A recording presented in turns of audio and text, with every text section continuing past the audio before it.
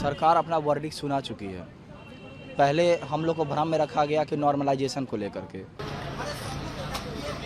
बोली कि नॉर्मलाइजेशन का तो ऐसा कोई प्रावधान हम जिक्र ही नहीं किए थे। तो जब जिक्र नहीं किए थे तो इतना सारा पेपर, 2-3 पेपर रखने का, शिफ्ट में एग्जामिनेशन का क्या तुक था? कोई नहीं है राजनेता।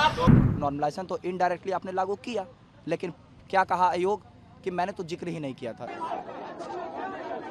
हमारे लिए ये नव वर्ष खास करके 1 जनवरी बिल्कुल नहीं है।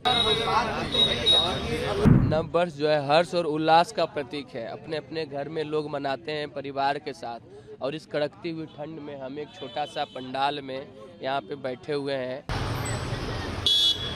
चलता रहेगा जब तक ये हमारे साथ न्याय नहीं हो जाए। कोई नहीं है राजनेता, कोई नहीं है।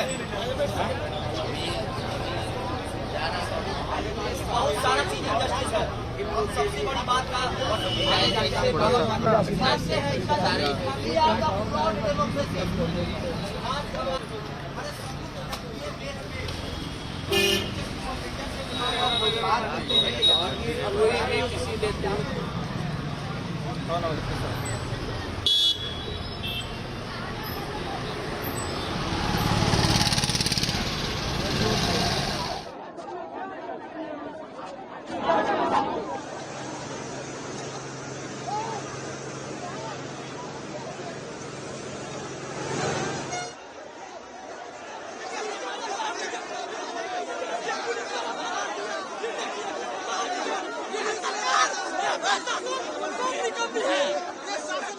अब क्या बोले हम, 4 तारीख आने वाला है। हमारे लिए ये नव वर्ष खास करके 1 जनवरी बिल्कुल नहीं है।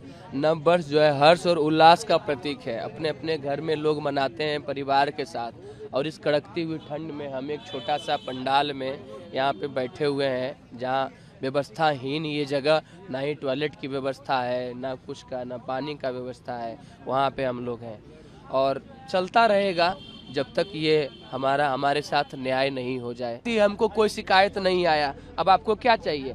बच्चे ने अलग अलग 28 सेंटर का बोला है। कहीं ग्रुप में एग्जाम हो रहा है। क्या ग्रुप में एग्जाम हो रहा है कहीं पे आप रद्द नहीं करोगे? है कहीं पे गैलरी में बैठा के, ऑफिस में बैठा के, कहीं पे ठीक से चेकिंग नहीं हुआ है। सारा लिस्ट कल प्रेस कॉन्फ्रेंस में भी हम लोग बोले थे, तो बार बार दोहराने का ऊर्जा नहीं है। सॉफ्ट कॉपी में मीडिया वालों को दे दिया गया है, जो एक ग्रुप हम लोग बनाए हैं। तो वही है री एग्जाम कराइए। क्या अब आशा तो है तभी है, निराशा होते तो उठ के चले गए होते। और बच्चे इतना डिटरमिन्ड है और उपद्रवी नहीं है। आज 15वां दिन है। उस दिन उतना बच्चे थे, किसी गाड़ी का शीशा तक नहीं कोई तोड़ा। अब शांतिपूर्वक और सहज व्यक्ति किसको बोलेंगे?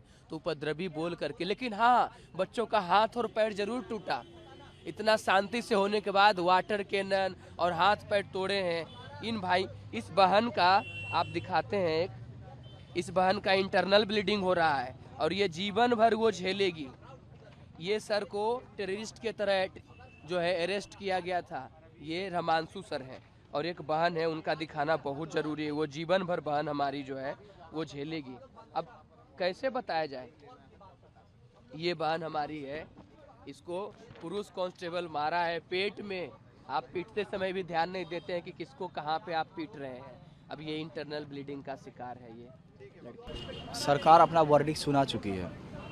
पहले हम लोग को भ्रम में रखा गया कि नॉर्मलाइजेशन को लेकर के बोली कि नॉर्मलाइजेशन का तो ऐसा कोई प्रावधान हम जिक्र ही नहीं किए थे। तो जब जिक्र नहीं किए थे तो इतना सारा पेपर, 2-3 पेपर रखने का, और प्लस आपको 2 दिन एक दिन में 2 शिफ्ट में एग्जामिनेशन का क्या तुक था? अब आप खुद सोचिए, एक दिन में 2 शिफ्ट ले रहे हैं तो 2 शिफ्ट में 2 पेपर दीजिएगा ना। ऐसा नहीं ना कि पहला शिफ्ट दे करके दूसरा शिफ्ट में वही क्वेश्चन दे दीजिएगा।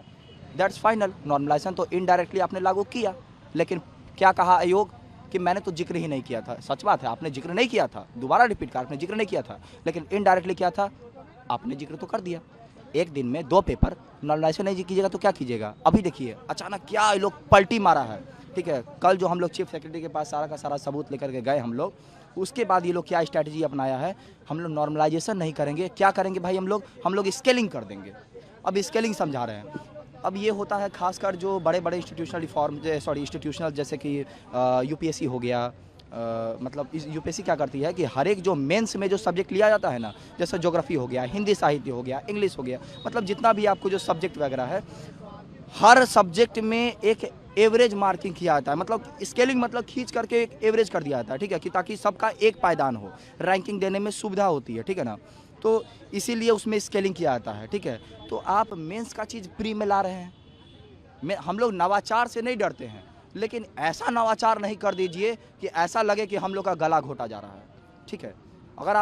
अगर आप नवाचार ही करने वाले थे तो ये विज्ञप्ति जो आप छापे, जो आप 70वीं विज्ञप्ति जो छापे थे बीपीएससी का, आपको उसी टाइम में बताना चाहिए था ना कि हम लोग स्केलिंग करने वाले हैं। क्यों नहीं बताए? पहला सवाल क्यों नहीं बताए?